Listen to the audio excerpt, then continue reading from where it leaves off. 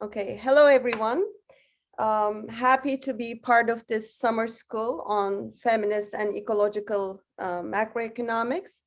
My name is İpek İlkkaracan. I'm from Istanbul Technical University, a professor of economics at the Faculty of Management.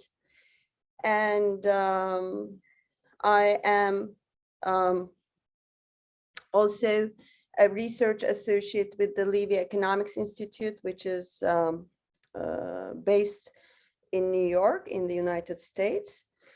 And I have been involved in feminist economics for quite some time. I've been a member of the International Association for Feminist Economics, which is known by the acronym IAFE since 2000.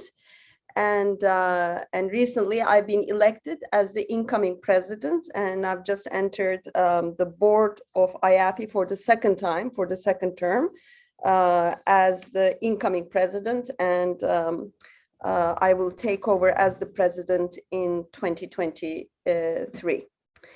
So, okay, so what I will be talking about today, here you see an outline. I will first, before going on to feminist macroeconomics, I will first start with a short introduction to feminist economics. Then I would like to establish a background before I start talking about how gender comes into macro, by looking at the alternative macroeconomic frameworks and debates on some of the fundamental macro issues such as growth, distribution, and economic crises. And against that background, talk about how gender becomes part of this framework about feminist macroeconomics. And since unpaid work, its interactions with paid work, with paid care work and paid other types of paid work, what we call the care economy, which is an emerging terminology. Since this is an essential focus, an important focus of feminist economics generally, but feminist macroeconomics particularly, I will then discuss the care economy in the latter half of the lecture. And then I will share with you the purple economy idea, which is something that I had sort of thrown into the middle, into the discussions with ecological economists at a conference many years ago. Now around 2009 in an ecological conference, in a green economy conference held by the Turkish and German Greens in Istanbul. And then ever since then, it's an idea that picked up in popularity and has started being developed further. And I want to particularly talk about the complementarities between a purple economy and a green economies, or the care economy and the ecological economy. And then I will finish off with some policy focus, looking at research studies and emerging number of research studies in the 2010s, in the past decade, which look at investing in care, in the care economy, and assessing the economic returns to investing in the care economy. And I've been involved in actually leading with some of the recent applied country level, region level, as well as international studies. So this will be the sort of the context of this lecture. I have about 40 slides altogether in this presentation, so I don't have the time to really go through each one of them one by one, but I've still included the explanatory slides, although I will not dwell on them. But I'm thinking that the students will have the chance to go through them at their own leisure, depending on their interests. Okay, so let's start with a short introduction into what is feminist economics. So feminist economics, first of all, the distinguishing aspect of it is the area of economics which uses gender as a fundamental, primary analytical category, in addition to other categories such as class, race, origin, and the like, in order to study and explain economic phenomena. One of my favorite feminist economics articles is by Deborah Figart, an American economist, where she talks about how feminist economics actually is the economics that integrates the gender category as something more than a dummy variable. In reference to many econometric regression analyses, which have gender or the sex of the worker or the sex of the person, the consumer, whatever, as a dummy variable, but beyond that, it doesn't really entail a gender perspective. So Figart talks about how feminist economics is about using gender beyond using it as simply as a dummy variable. This is from her article where she says, conventional economic methods tend to neglect the processes by which gender interacts with and shapes other social forces and institutions.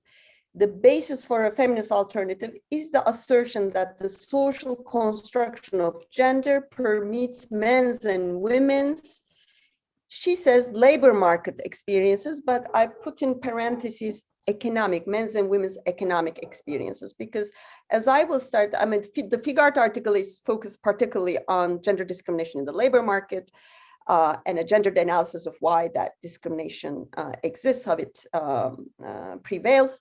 But actually, feminist economics is not only about the market economy, but an important part of it is about the non-market economy, non-market production, which makes up a substantial portion of the care economy. So feminist economics, first of all, in integrating gender as an analytical category to study and explain economic phenomena, looks at distribution and looks at how it is shaped beyond dimensions of class, race, and origin, also along gender dimensions. And an important, beyond this distribution being shaped by the gender dimension, an important contribution of feminist economics is to show that these gender distribution patterns actually originate organically from the workings of the market economy itself. So it is not an exogenous external factor, but the gender discrimination and gender inequalities in distribution actually originate from the organic, systematic workings of the market economy, such as the gender wage gap. And also, it looks at how, in reverse causality, the economic patterns, not the overall economic patterns, are shaped actually by these gendered distribution and gendered behavior. It also carries the analytical framework for economic analysis to entail also non-market economic spheres of reproduction going beyond production. Now, as part of this short introduction, let me also note that the relation to ecological economics, because we will come back to this when I go at the end to the concept of the purple economy and speak about the complementarities with the green economy. Already now, however, I would like to mention the interactions and the relationship and the parallels between ecological economics and feminist economics. What you see here is a pyramid, one that was suggested by one of my feminist macroeconomists and international economists by the name Nilüfer Çağatay, who's a professor of economics at the University of Utah, what she calls the layers of the economy. So the primary layer is actually provisioning by nature which is an incredibly rich area of reproduction, the reproduction of natural resources, the natural ecological environment in which we are embedded. Of course, that's the basis of everything. And without it, there is no economy. Because without it, there's no life. And this is what ecological economic studies, and situated on this provisioning by nature is provisioning through household production or household reproduction of labor, and these two layers on which the market economy sits on, is placed on, are the non-monetary layers. And then on the top, we have production for the market and also the sphere of finance, which are the two monetary layers. And interestingly, when we talk about economics, for instance, what economics is, immediately the main thing that comes into mind are these top two layers, without really making a reference to the bottom two layers, which establish the fundamentals of market production and finance. And one of the things that I would like to point your attention to is, under the current pandemic, the COVID-19 pandemic, we were exposed to headlines in the newspapers and in the news how under the pandemic the economy came to a stop, came to a halt.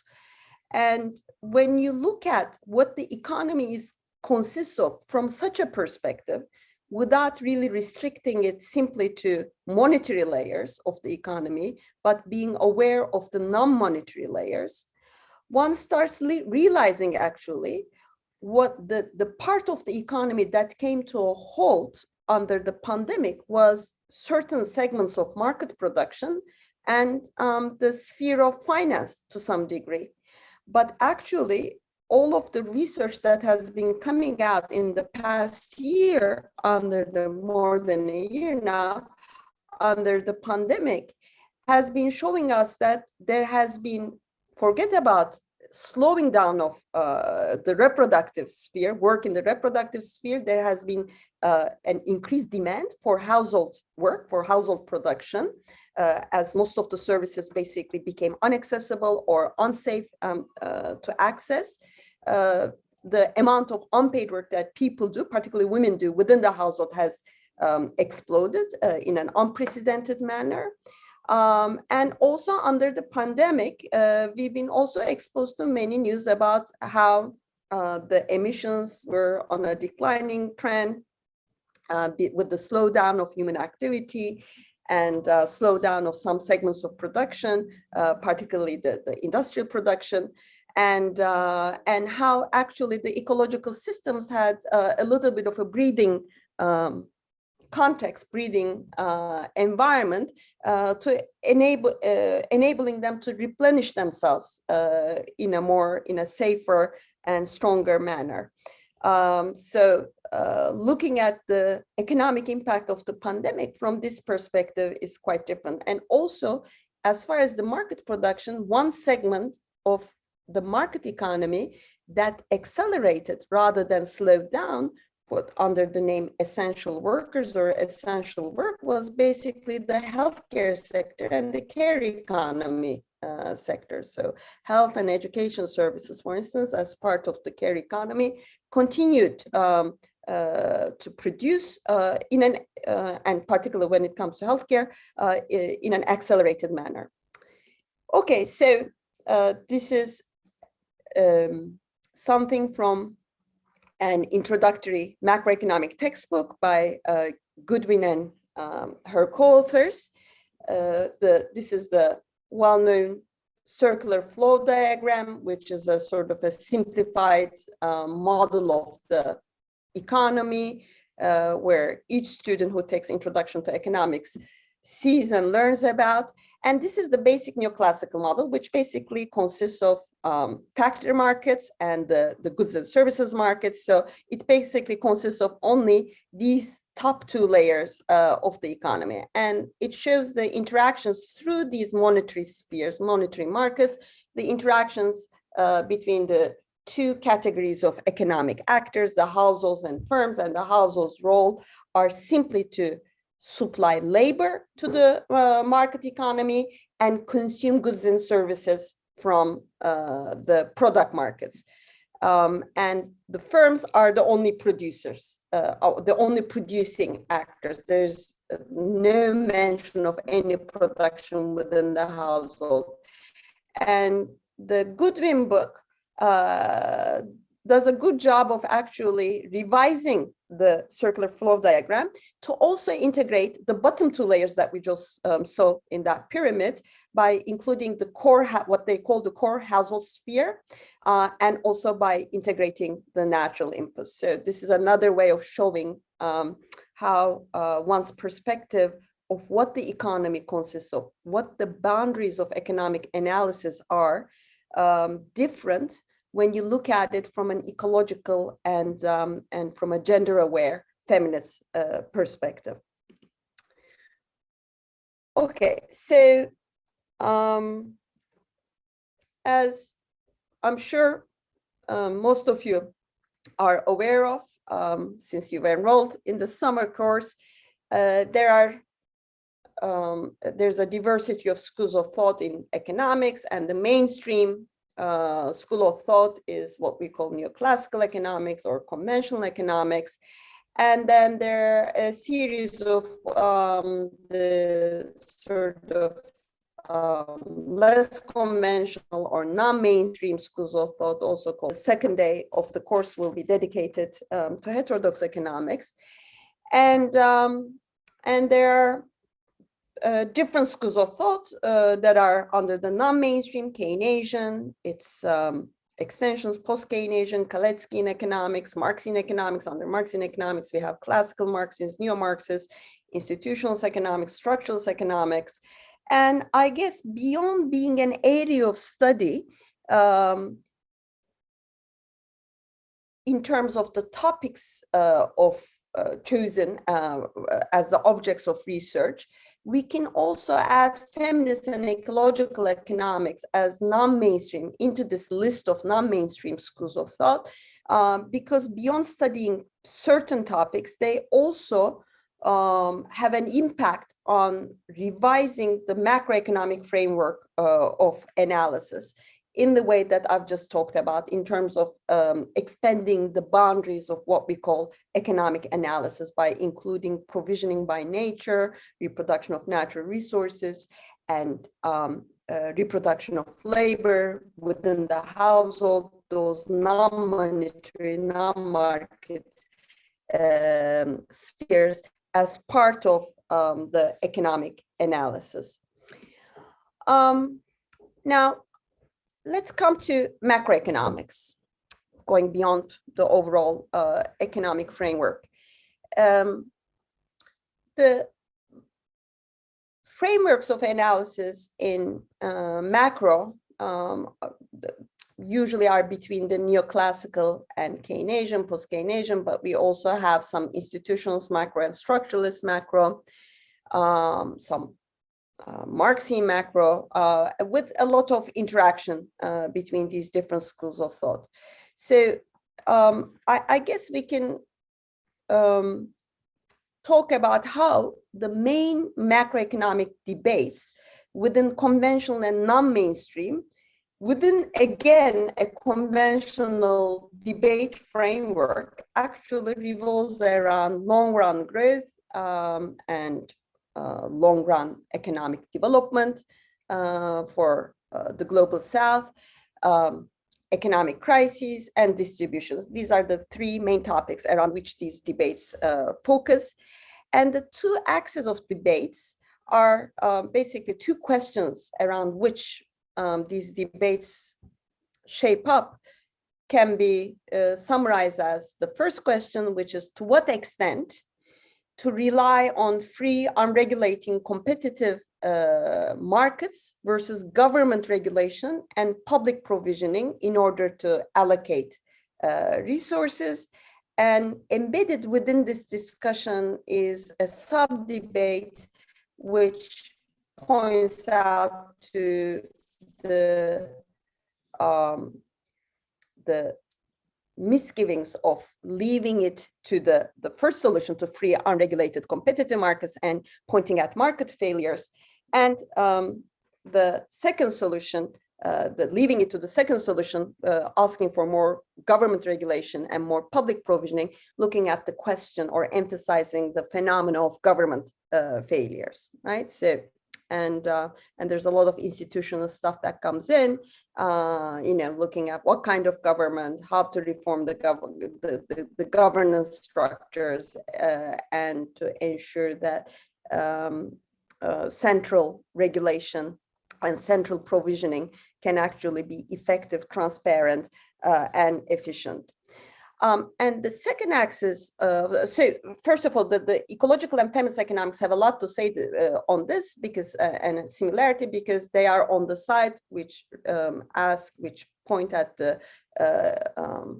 which emphasize market failures with respect to the ecological crisis, and in the case of feminist macro, which emphasizes the market failures in terms of organically reproducing inequalities by gender and eventually leading to a crisis of care, which I will talk about, akin to a crisis of the environment, which I will talk about shortly.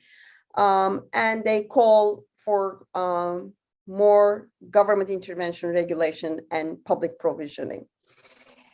The second question revolves around whether the narrow focus of particularly growth as the primary assumed economic objective, and also on price stability as contributing to the growth objective, and to some extent, some focus on unemployment as the official unemployment rate as the only indicator of pertaining to well-being. Whether this narrow focus can be justified is a big question, versus the alternative view, the non-mainstream view, that what we need is actually a more comprehensive framework for defining the macroeconomic policy objectives, a more comprehensive framework of well-being, including concepts of human development, capabilities, sustainability, inclusiveness, and equity. So, and even the possibility of degrowth in order to maintain well-being and sustainability.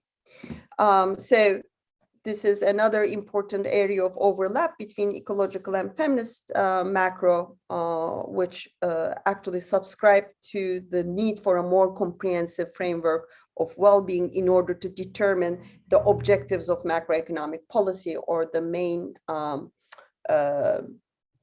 subject matter for macroeconomic analysis. So they both call for going beyond this narrow focus. Okay, so what is feminist macroeconomics? Well, feminist macroeconomics, first of all, is macroeconomics that is aware of the household sphere of production. It integrates unpaid work into macroeconomic analysis and traces the mutual feedback effects between the non-market and market spheres of production and reproduction. So it does it through a variety of ways. Actually, when we look at the early feminist macro studies, what we see starting back in the 70s and 80s, what we see exercises at macro valuation of unpaid work at the macroeconomic level, creation of household satellite GDP accounts, and recently, from the late 1990s onwards, we see more post-Keynesian and structuralist attempts at macro modeling, which treat labor as a produced input, or even integrate fertility as an endogenous variable.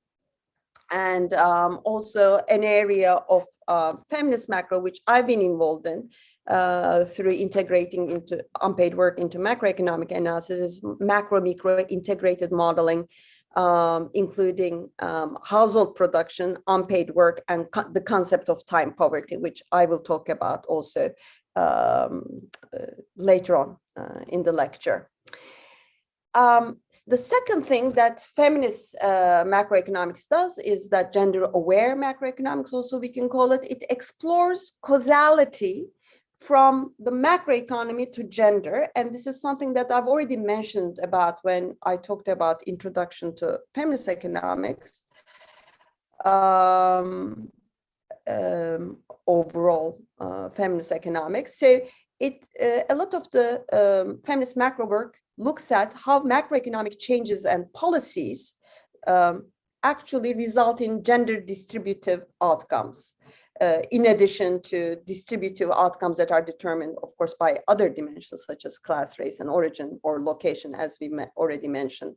So, for instance, in the 1980s and 90s, we see the emergence of feminist macro, which has focused very much on, particularly in the global South, on the impact of economic crises and on the gendered patterns of employment and the conventional macro policy response to these economic crises, which were to a large extent led by international multilateral organizations such as the IMF and the World Bank and the Washington Consensus institutions, which had an austerity approach to macroeconomic policy design, and how the austerity, the conventional macro austerity approach, which ended up in substantial cuts in fiscal spending, meant actually cuts in social spending and also higher prices of basic consumption items and services.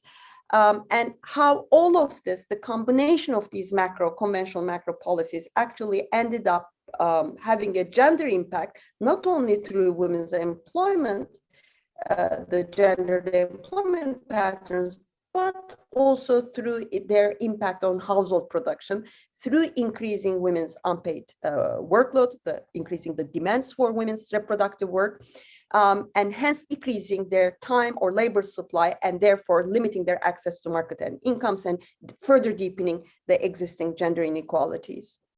And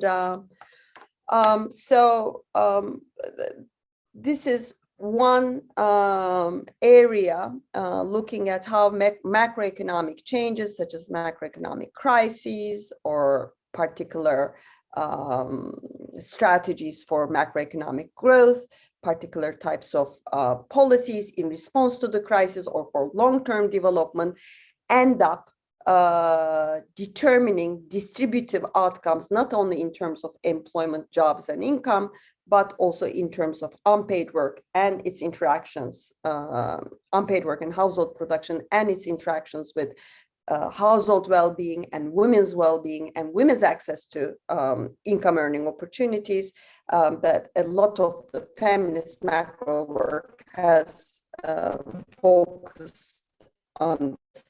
There's also a lot of work on the gendered impact of taxation policy, which is another arm of component of fiscal policy. And recently, there's also some work on the gender distributive outcomes of monetary policy, with its exclusive focus on price stability and inflation control, which the non-mainstream Keynesian school, for instance, criticizes for the distributive outcomes as they come at the expense of employment creation, increasing unemployment and reducing growth.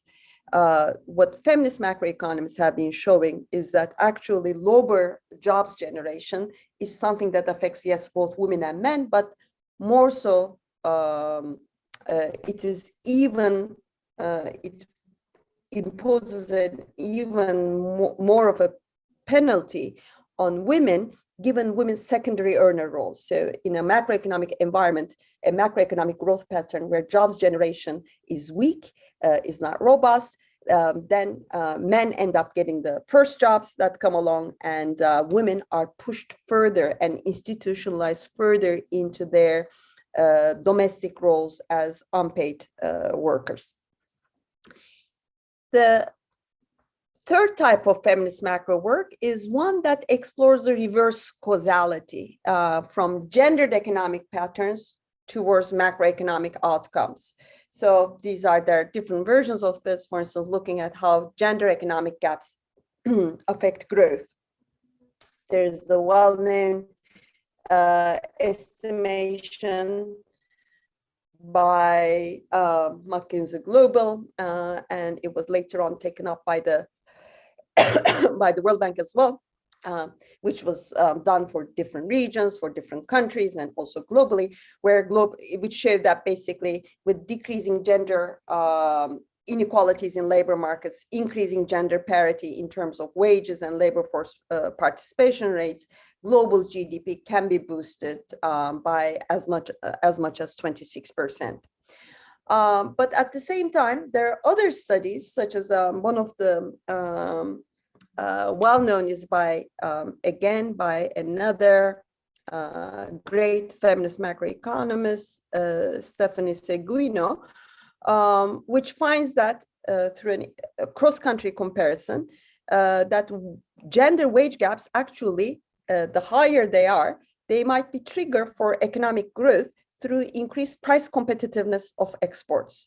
So this study, for instance, was has often been used as a caution against promoting gender equality, as sometimes the conventional international organizations such as the World Bank and the IMF do, so like through this study, promoting gender equality on the basis of smart economics alone. How that the main argument that we need gender equality because that's a value, that's what's ethical. In many cases, it might be smart economics. In the short run, it might not be smart economics. In the short run, increasing gender inequalities can boost growth, even as the Seguino study, for instance, shows. But that could not be a reason alone for evaluating why we need gender equality. So here I have some further examples, which I will leave you to look at on your own, how looking at the causality from gender to macroeconomy, which has been actually an emerging area of feminist macroeconomics in the recent years, looking at how gendered economic patterns determine macroeconomic outcomes.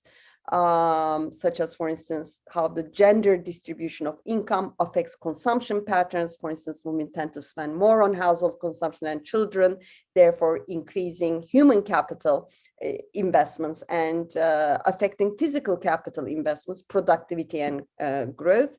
And I knew that one of the lectures in the course, I'm not sure on what day, but that it will be by Cem Oyvat, who has been, along with Özlem Anoran, working on feminist wage-led growth models, post-Keynesian growth models, looking at the implications of feminist wage-led growth.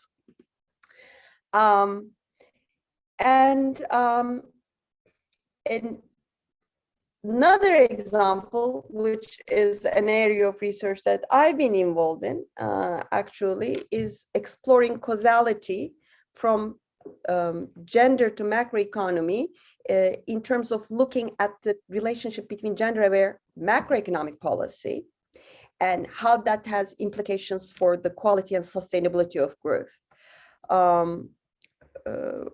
For instance, gender-aware fiscal policy. One example of gender-aware fiscal policy is one that prioritizes public expenditures and investments in social care infrastructure. And there are studies which I will mention briefly at the end of the lecture. I will look at some applied studies which show that has impact on employment generation, poverty reduction, and inclusive growth beyond gender equality. And also has implications for sustainability of caring labor and what I call, and what some feminist macroeconomists have been calling caring economies. And some of this feminist macro work has also started talking about, in recent years, an emerging crisis of care, how gender-blind macroeconomic policy and exclusive growth in the long run can culminate in what is called a crisis of care. Okay, so what is this crisis of care that the feminist economists are talking about? This is resulting, the proposition is that this is resulting from emerging care needs under certain circumstances, for instance, the crisis and a crisis, or the crisis of healthcare or long-term ill care under certain health-related epidemics such as HIV, Ebola, Zika, and most recently the global pandemic under COVID-19, which basically ends up in the inability to respond to the care needs and sustain caring labor. But also what the crisis of care refers to is, in the context of a competitive market economy, increasing the competitive market economy, which puts more and more emphasis on productivity in the market and performance in the market, the long-term erosion of ability and willingness of people to care for each other and to provide caring labor time. And one of the contested outcomes of this, for instance, is the demographic crisis threatening the reproduction of labor over generations. Now, since we've been mentioning care, unpaid work, caring labor, the reproductive sphere, household production, I think it makes sense to look at what we exactly mean by this. So the care economy, in its, I would say, most conventional or limited definition, pertains to the production and also, of course, of consumption of goods and services necessary for the physical, social, emotional well-being of primarily the care-dependent groups. Who are they? The children, the elderly, the ill, the disabled, but not only the care-dependent groups, but also the production of goods and services necessary to meet the needs of care needs of healthy prime working age adults, including self-care activities. And these are all necessary in order to allow them to function at a socially acceptable level of capability, comfort, and safety. Now, feminist economics looks at the versions of different types of care work or caring labor in terms of different categorizations. And one of the major categorizations is direct caring labor versus indirect caring labor. The direct caring labor entails daily domestic work, such as cooking, washing, cleaning, shopping, managing house. In a rural context, it's further fetching water and firewood, food production and processing. So this, oh, sorry, there's a typo in the chart. The direct and indirect care work should reverse places. So indirect care work is care work that has to do with domestic work, household work such as food. So that is indirect care work, and the direct care work, which should be at the bottom, and actually we can maybe even make the correction now so that there's no confusion. Apologies about that. And direct care work is the face-to-face care work, where the care provider and the care receiver actually are producing the service and consuming the service in a relational manner, in a one-to-one relationship, such as bathing and feeding a baby, or a bedbound ill person, helping a child with homework, accompanying an elderly or disabled person on a doctor's visit or to a walk in the park. This is one way of looking at care work, and it has some implications because I will talk about this in a little bit, because it is this direct component of care work that is more difficult to mechanize, increase productivity, and that is more labor intensive, and that's also more difficult to commodify as compared to indirect care work. Another categorization is unpaid care work and paid care work. Unpaid care work that takes place in the household, but also in the community and through volunteer work, and paid care work in the healthcare and social services sector, including long-term care, in education, and the most underdeveloped part of that paid care work in the education sphere is early childhood care and education, and also domestic workers and personal services. So what is the magnitude of this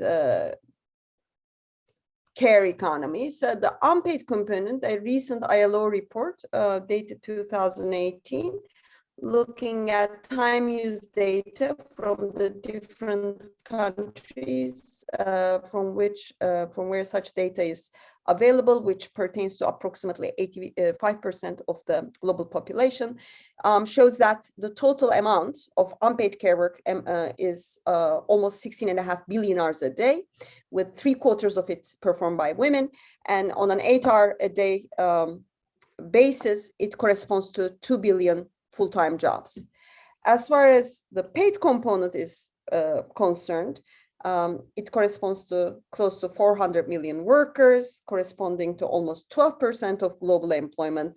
And as an extension of the gender distribution of unpaid care work, the gender distribution of employment in the paid care sectors are also dominated by women, although not to the same extent as domestic care work. Around 2/3 of the almost 400 million workers in the care sectors are women.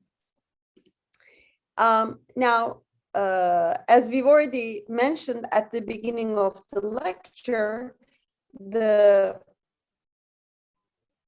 under the COVID-19 pandemic, an immediate impact of the pandemic, as far as the market economy was concerned, was on paid care work, where there was a huge increase in the demand for healthcare services, and the education services were not suspended. Schools closed down, but they continued on an online basis, which meant that actually the work hours and the conditions of education workers also underwent quite a transformation similar to the healthcare workers. So the paid care economy, these care sectors were one of the most impacted and severely impacted sectors under the pandemic.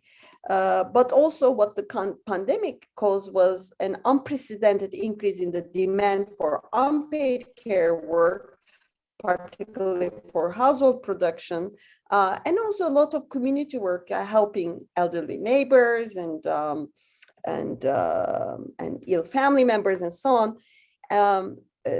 The unpaid care work also increased in an unprecedented manner, and the various empirical surveys around the world show that the majority of this was absorbed by women.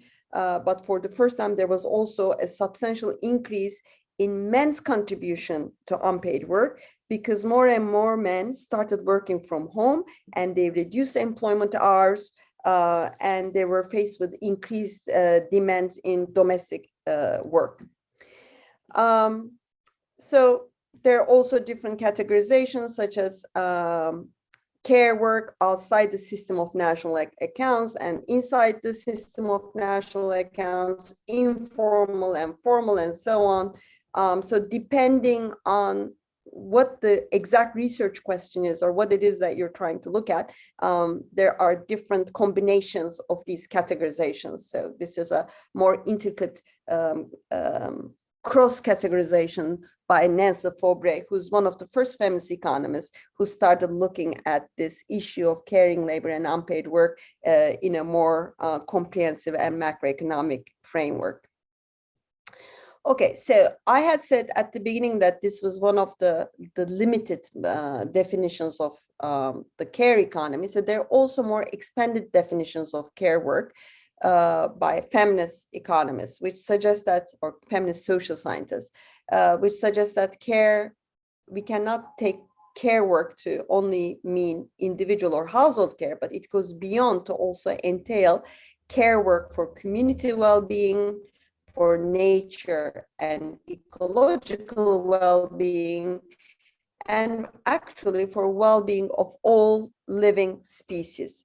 Actually, there is a feminist political scientist by the name John Tronto, who talks about, we as feminist economists talk about caring economies, and John Tronto, as a political scientist, talks about caring democracies and how caring democracies actually interact with markets, equality, and justice. And Tronto defines care as everything that we do to maintain, continue, and repair our world so that we can live in it as well as possible. So that world includes not only our bodies, ourselves, but also our environment, all of which we seek to interweave in a complex and life-sustaining web.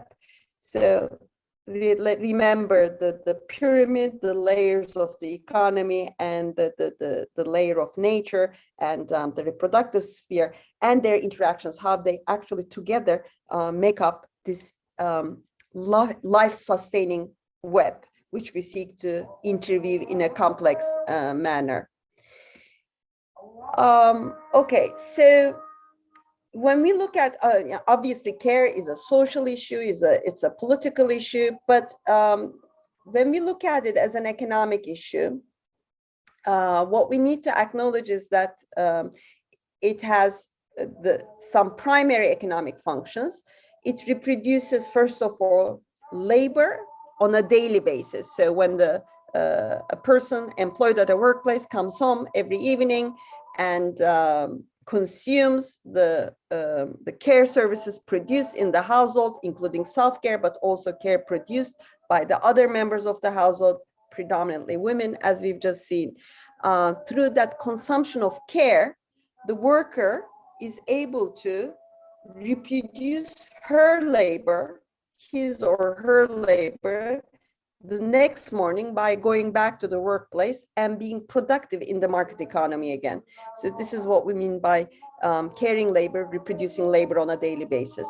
Beyond that, it also reproduces labor on an intergenerational basis over the long run, by which we mean actually the birth and the raising of babies and children into prime working age adults who then become productive members of society.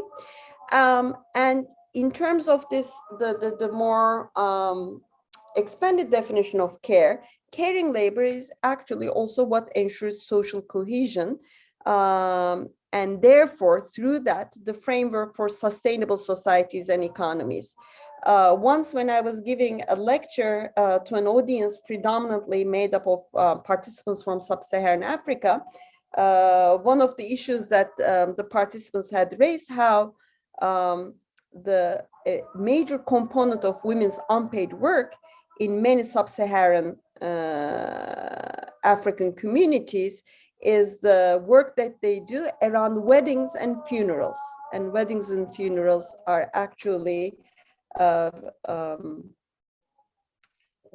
times when people come together caring for each other, and it's an important part of social cohesion. And they also require work, and they were, the African participants were talking about how it is mostly done on an unpaid basis through women's labor.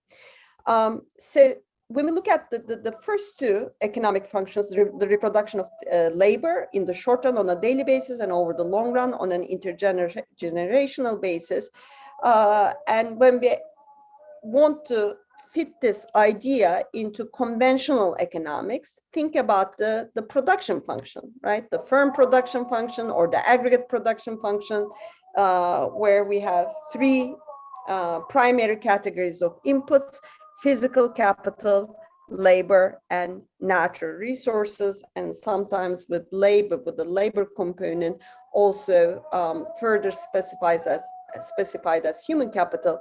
So the labor input, the human capital input, is actually a reproduced input where a lot of the reproduction process happens through caring labor, unpaid, and also a lot of it unpaid, through unpaid caring labor within the household.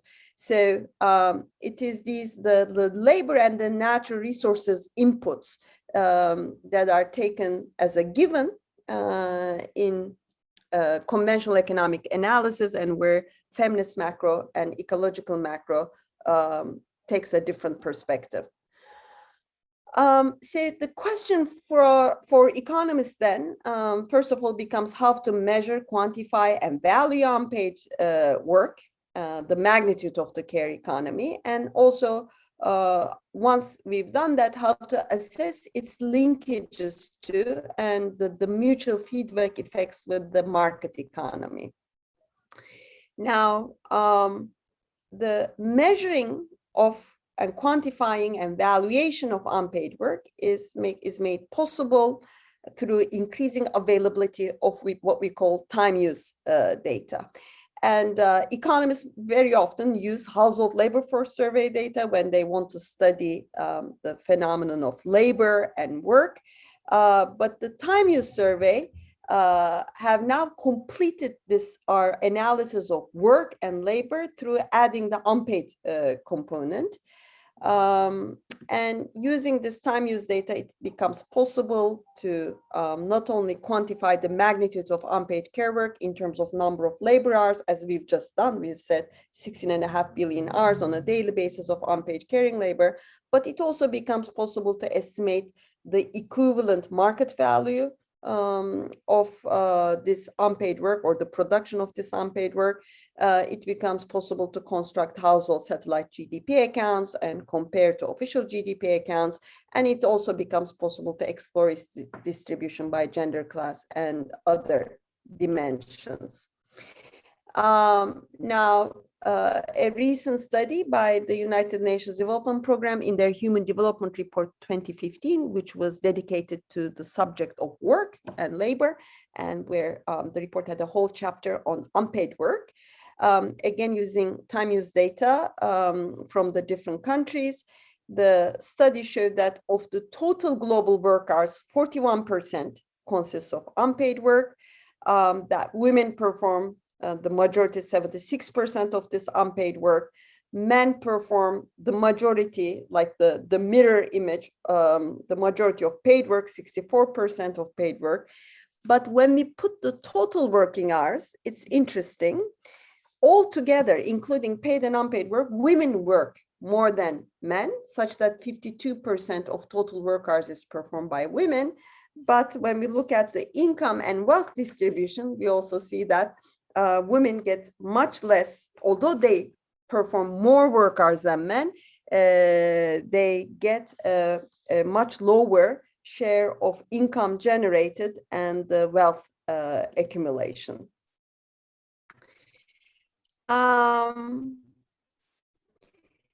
Now, we've already said that an important part of the feminist macro project is to look at these mutual feedback effects. And one of the major propositions is that when the care economy is left to its own dynamics within a free market economy context, it systematically generates inequalities by gender, such as the gender wage gap, the gender employment gap, gender job segregation, the gender wealth gap, and so on. It facilitates the emergence of a care crisis, and it hinders inclusive growth. So the main proposition has been actually of feminist macro, with all this emphasis on caring labor, is that care should be treated in the context of public goods and strong externalities. So, I've already mentioned the idea of a purple economy akin to a green economy, and which I call that this complementarity is what we need for inclusive and sustainable growth. So let's look at this purple economy concept in more detail. So initially, it was something that was proposed to innovate a popular catchphrase, the purple economy, capturing the vision of not only a gender egalitarian economy, but also simultaneously a caring economic system. And the two are not necessarily one and the same thing, and they can be mutually exclusive. I will talk about this in a little bit. So obviously the purple economy concept appeals to the already widely known and used concept of the green economy. And the color purple is the symbolic color of women's movements in some countries, actually in many countries around the world, not necessarily in all the countries, but in many countries around the world. And the purple economy uses as its main organizing principle what has been called in feminist terminology and adopted by the UN in the Commission on the Status of Women in 2014, the so-called 3R strategy: recognize, reduce, and redistribute unpaid care work. It has been later on expanded to be called the 5R strategy, which also adds the two additional R's: reward and representation of care workers, referring not only to unpaid care work, but also paid care work, which in many contexts is underpaid and characterized by poor working conditions. So the purple economy is an economy which, first of all, recognizes the centrality of caring labor to well-being and sustainability, treats care as a public good, and internalizes the cost of its reproduction into the economy through allocation of public resources and market regulation. So I think this is a little bit akin to the case of the green economy, which I will mention in a few minutes. So I would like to talk about a little bit about this issue of treating care as a public good. In order to do that, first of all, we need to be aware that caring labor is distinct from other forms of labor, particularly that, remember, the direct component of care work is distinct from other forms of labor in terms of how it's very labor intensive. So we said that there are limits to increasing productivity of direct care. So there are limits to mechanization and scale economies in that sense. Why? If you're reading a bedtime story, fairy tale, to a small child, or if you're accompanying an elderly person for a walk through the park or on a doctor's visit, there is no way of mechanizing, or there's very limited scope for mechanizing this, or fulfilling the objective of that service production in a shorter time period. So in a way, the organic nature of direct care denies such productivity increase, the production of the same service with less labor and in a shorter time period. So by definition, it's labor intensive. And also the second aspect is that it's relational between the caregiver and the care receiver, and hence the emotionality and the relational aspect of it is an important aspect of the quality of the service. And because of this, there is a resistance or limit to how much you can commodify it.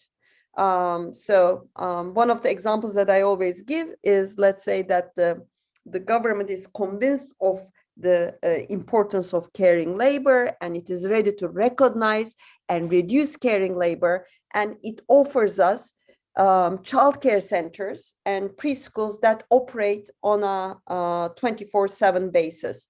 So the question is, then, are parents willing and will they be happy by leaving their children, even if these childcare centers are very high quality? Let's say they have very well-educated and trained staff, and they offer very high quality services. So are we willing to actually leave the babies and the children from the day they're born with these childcare centers on an extended periods of time? So there is a limit to its commodification, which means that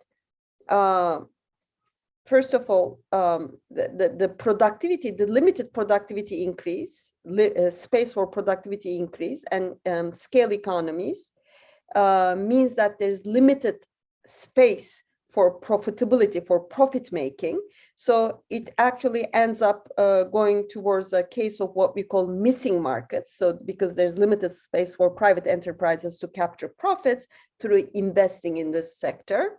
And the limited space for commodification means that inevitably some of this caring labor, care work will stay on an unpaid basis within the domestic sphere, within the household, within the community. So therefore, its redistribution is not simply a matter of converting it from unpaid to paid work, but also the redistribution of the component that we would like to stay in the unpaid form. It's redistribution between women and men in the household and in the community. At the same time, we don't want to do without care because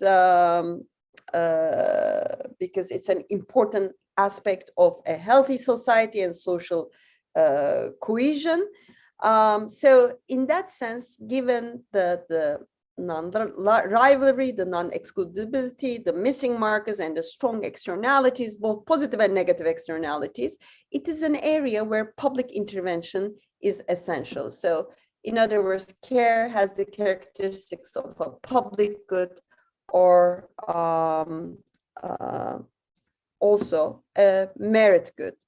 So on that basis, a purple economy stands on 4 pillars: universal social care infrastructure, by which we mean affordable and high quality social care services, catering to care-dependent groups such as the children, the elderly, the disabled, the long-term ill, or the healthcare services for the short-term ill.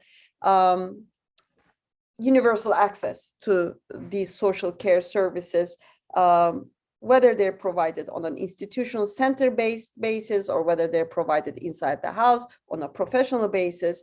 So this universal social care infrastructure is has the aspect of reducing unpaid work and redistributing some of the unpaid work from within the household to the public sphere, from unpaid work to paid work.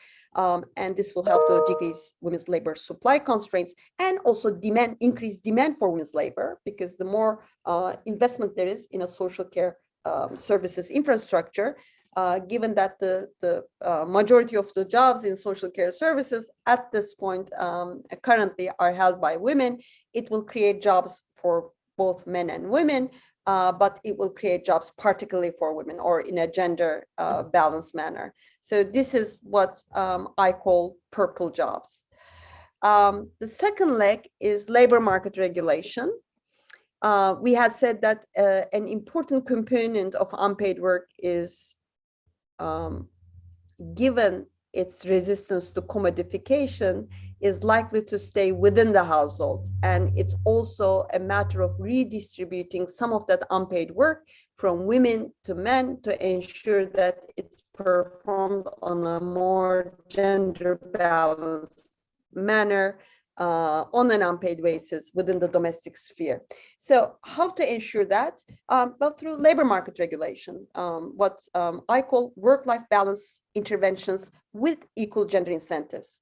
What do I mean by equal gender incentives? Well, the work-life balance policies and interventions in many contexts, particularly in the global south, to the extent that they exist, tend to focus particularly on women, women's home-based work, women's flexible work, women's part-time work, right? But focusing work-life balance interventions through reduced employment hours, such as part-time work or the changing the location of work from the workplace to the home, and making that female type of work actually maybe enables work-life balance and increases women's attachment to the labor market, but it reproduces gender inequalities in terms of wages and income, in terms of gender job segregation, because these type of part-time or home-based work can be afforded only by certain types of occupations in certain types of sectors. So women tend to become more and more concentrated in those few sectors and occupations or job classifications, which enable such forms of flexible work. And the earnings are less. So focusing work-life balance predominantly on women ends up actually creating other gender inequalities. So the work-life balance with equal gender incentives includes, for instance, interventions such as care leave for all, primarily paternity leave and care leave designed to encourage men to take leave from their jobs in order to undertake their care responsibilities. Another important aspect of it is reduced full-time job hours, employment hours, or what we mean by full-time work, or reduced workplace opening and closing hours, which the pandemic has shown that once the full-time employment hours are reduced, and men are also enabled to work from home, their contribution to caring labor increases. And of course, decent wages and decent jobs and equal pay for work of equal value. So these are the types of labor market regulation interventions that promotes men's further participation in unpaid work, which is necessary for a purple economy, which then would enable in turn women's increased participation in paid work within the confines of keeping the economy and the society as caring economies and caring societies and caring democracies. The third developed rural settings, as we've already mentioned, when we looked at the direct and indirect categorizations of care work, that an important component of care work, indirect care work in rural settings entail activities such as arduous and time-intensive activities such as fetching water, firewood, food production and processing for our own consumption. So the third component of the purple economy entails investments this time, beyond investments in a social care infrastructure, investments in time-saving physical infrastructure for rural communities. And the fourth component is what I call an enabling macroeconomic environment, basically a macroeconomic framework, which puts emphasis on decent employment creation through proactive monetary, fiscal, and industrial policies with the perspective of inclusive and sustainable growth. And because an important part of the jobs generation comes through the social care services sector, I should mention that this is also a low carbon dioxide emissions, so relatively a more ecological sector, an ecological form of growth is the vision of a purple economy. And finally, the complementarities between a green economy and a purple economy. The green economy is a response to the environmental crisis in order to sustain provisioning by nature, the bottom layer of our economic pyramid. The purple economy is a response to the provisioning by caring labor. And beyond the economic ecological crisis and the care crisis, both concepts actually of the green economy and the purple economy also suggest an answer, a solution to the economic crisis through green investments and creation of green jobs, and purple investments, the investments in social care sectors, and creation of purple jobs. Both of the both types of economies acknowledges that well-being depends not only on consumption of commodities, but they depend also on healthy ecosystems and quality of care, healthy reproductive ecosystems. And both of them account for something that is essential to healthy economies, but nonetheless remain completely invisible in conventional economic analysis, the value of nature and the value of caring labor. Both call for government intervention and market regulation. In the case of the green economy, for internalization of environmental costs into production and consumption patterns, and in the case of the purple economy, for internalization of the costs of caring labor into production and consumption patterns. And they both address the burning question of inequalities. In the case of ecological economy, particularly the question of intergenerational inequalities. And in the case of the purple economy, particularly inequalities by gender, but beyond that also inequalities by class and origin. And finally, both models call for a reordering of priorities from consumption to nature and nurture, and from GDP growth to sustainable and equitable growth, or even entailing the possibility of degrowth for the sake of well-being and sustainability. As I conclude this lecture, one last part of it, as I promised at the beginning, was to look at some of the applied feminist macro studies emerging from this whole research agenda and policy agenda and activist agenda, should I say, on looking at a feminist macroeconomic framework that centralizes the importance of care, caring labor, and the household production. Pertains actually, to go back to the four pillars of a purple economy, pertains to the first pillar, the public investments in social care, in a social care infrastructure. And what these studies do, and actually they've been usually dubbed under the name investing in care studies, by which we mean public investments in social care, in expansion of social care services. They look at they assess the needs for investment in social care, the magnitude of the need for how much public investment in social care, in what areas of social care, and then they assess the economic returns to such investments through supply side effects and through demand side effects. But the supply side effects was something that conventional neoclassical macro, which was somewhat gender aware, was already looking at, in terms of looking at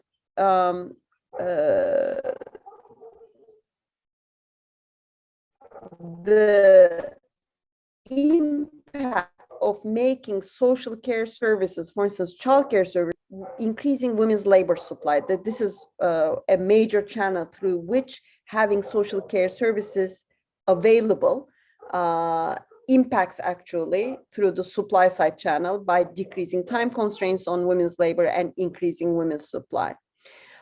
So there were already a whole bunch of neoclassical labor supply type of policies with gender concerns that were looking at this. And then through the work of people such as James Heckman, another type of study that looked at the supply side effects was going through particularly having access to early childhood care and preschool education services, and how that access enhances human capital and decreases socioeconomic inequalities. And then recently came some studies which look at how access to quality care by all children enhances human capital and then increases productivity and supply-led growth. And another channel is through improving work-life balance and how that would impact the productivity of workers with care responsibilities and therefore increasing productivity. So these are the supply side effects. And you will hear actually one of them through the human capital impact on increasing productivity and supply-led growth in, I believe, in Jen Oyvat's presentation. Now, what is special about the recent studies that have been emerging, applied studies that have been emerging in the 2010s, is the focus, the Keynesian focus on demand side effects through jobs generation, and through jobs generation, decreasing unemployment, not only for women, but also men, increasing labor force participation and wage incomes, and leading to demand-led growth. But also because the care sector has the female dominant characteristic, increasing particular demand for women's labor and helping to decrease the gender inequalities in the labor market in employment and wages, not only through the supply effects, but also through the demand effects. So this was the new added component of these recent studies onto the perspective of why we need to invest in social care. But they take it, a bunch of them take it beyond the increased demand for women's labor to also look at the poverty reduction effects, not only in terms of income poverty, but also in terms of time poverty, which is, I should say, another feminist economics concept that has been introduced into the economics literature, looking at poverty not only as a phenomenon of having access to sufficient income to purchase and consume market-produced goods and services, but also as a matter of having sufficient time for household production and therefore enabling households, individuals to consume household-produced goods and services, mainly care services. Here you see a whole list of studies that have been emerging, as I said, mostly in starting with 2008, the original, the leading study, which was by Rania Antonopoulos and Kijong Kim on South Africa. And then it developed with various country applications and cross-country studies. The ones with the circle are the ones that I've been involved in. And let me briefly mention a few results from Turkey before I conclude my research, lecture. So the question here was, first of all, the Turkey study focused on early childhood care and preschool education services as a sub-area of social care services. And it assessed the need for how many additional children would need to be entailed within certain policy targets, which was the OECD average preschool and early childhood care enrollment rate. For Turkey to reach the OECD average enrollment rate, we estimated that it would need to increase public expenditures on childcare centers by about, at a minimum, 1.2% of GDP to at a maximum 1.8% of GDP, if it also wanted to ensure that the employment conditions in the care sector were decent. And the study compared what would be the economic returns in terms of new jobs generation, not only in the care sector, but also indirectly in the other sectors through backward linkages, in terms of poverty reduction, in terms of gender equality, and in terms of short-run fiscal feasibility. And it compared the scenario of the government increasing public expenditures on childcare to the case of government allocated the same amount of public expenditures to physical infrastructure and construction projects. Why? Because construction is the main sector, main target of fiscal stimulus spending and public investments. And in the Turkish case, we also had the comparative sector of cash. What if the government was to allocate this amount of money to cash transfers to low-income households for child allowances? Why this scenario? Because Turkey in the 2010s had been going through a fiscal expansion period in terms of macroeconomic policy. where a lot of that fiscal expansion was being absorbed either by spending in construction or cash transfers. And we use a two-step methodology. The input-output analysis helps us to look at employment generation at the macro level, not directly in these sectors, in care services or in construction, but also indirectly in other sectors. And then in order to look at the poverty reduction and gender equality impact, we use a micro simulation model. There are many results, but I will present only 2 or 3. So in terms of the number of jobs generation, what we found is that the same magnitude of expenditure on social care services generates approximately 720,000 jobs in an updated version where we included also where the indirect employment generation effect also included the induced generation through increased household expenditure. We found that the job generation is almost close to 1 million jobs if this increased public expenditure is to be allocated towards social care services, particularly childcare services. In the case of the same amount of public expenditures being spent on construction projects, what we find is that the total amount of jobs generation is only 290,000, under 300,000. So there's a 2.5 times difference between the employment generation capacity of each dollar or each Turkish lira spent on social care services versus construction projects. The case of cash transfers had the least amount of employment generation. So the employment generation capacity of spending on social care is non-comparable to the case of these other lines of expenditure.